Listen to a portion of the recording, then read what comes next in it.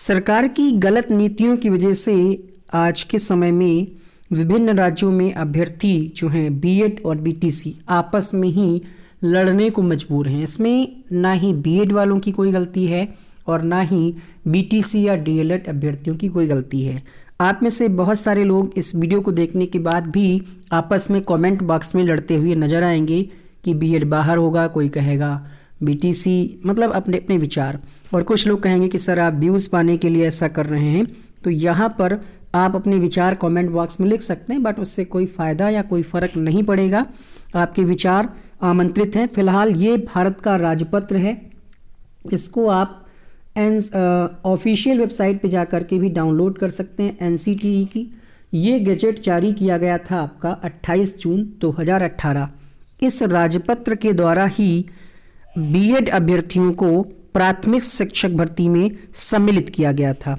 ठीक है, यहाँ पर आप देख सकते हैं राष्ट्रीय अध्यापक शिक्षा परिषद के द्वारा 28 जून 2018 को ये जारी किया गया। इसमें ये कहा गया कि बीएड यानी 50% अंकों के साथ स्नातक तथा शिक्षा स्नातक यानी बीएड, ये जो हैं जिसने एनसीटी द्वारा मान्यता प्राप्त संस्थान से शिक्षा स्नातक की उपाधि की है, उस पर कक्षा 1 से 5 तक पढ़ाने के लिए अध्यापक के रूप में नियुक्ति हेतु विचार किया जाएगा। किंतु इस प्रकार अध्यापक के रूप में नियुक्त व्यक्ति को प्राथमिक शिक्षक के रूप में नियुक्त होने के 2 वर्ष के भीतर एनसीटी द्वारा मान्यता प्राप्त प्राथमिक शिक्षा में 6 महीने का एक ब्रिज कोर्स आवश्यक रूप से पूरा करना होगा। अब यहाँ पर आप लोग ये सोचेंगे कि राजस्थान कोर्ट के द्वारा क्या डिसीजन आया। तो कल कोर्ट ने अपना पूरा ऑर्डर अपलोड कर दिया वेबसाइट पे। उसका जो निष्कर्ष निकल करके आया है उसमें ये बात कही गई है कि ये जो है राजपत्र, इसी को कोर्ट ने खारिज कर दिया। मतलब कोर्ट का ये कहना है कि ये जो नियम बनाए गए ये गलत हैं। ठीक है, अर्थात अब ये राजपत्र जो है, इसी राजपत्र को आधार मान करके ये पूरे ऑल इंडिया अप्लाई होता था। यानी पूरे भारत में प्राथमिक में बीएड अभ्यर्थियों को एंट्री मिली थी। अब इसी को कैंसिल कर दिया गया है। तो फिलहाल भारत में कोई भी जो प्राथमिक शिक्षक भर्ती आएगी, अभी तक ऑर्डर आने के बाद से देखा जाए अगर, तो बीएड वाले प्राथमिक में विल्ड नहीं है।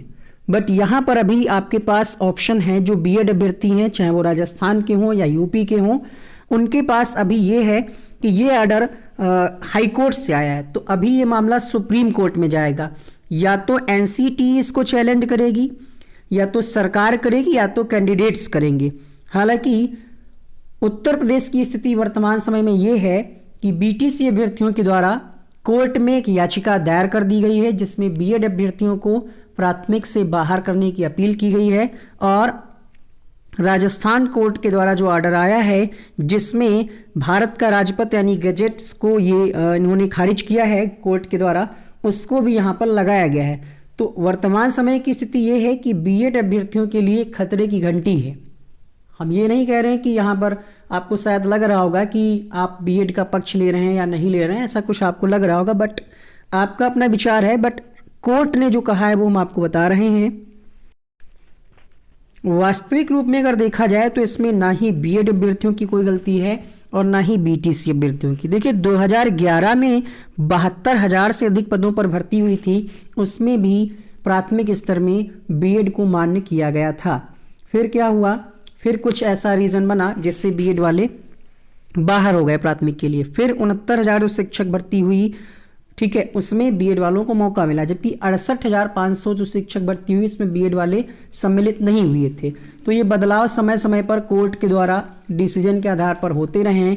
अब देखना ये है कि एनसीटी या फिर उत्तर प्रदेश की जो राज्य सरकार है वो अपना क्या दावा पेश करेगी कोर्ट में। ठीक है, इसमें किसका पक्ष मजबूत होगा, किसकी मतलब कोर्ट में सुनवाई जब होती है तो जिसका वकील, जिसके पॉइंट्स अच्छे होते हैं, जिसकी मजबूती है, वही जीतता है।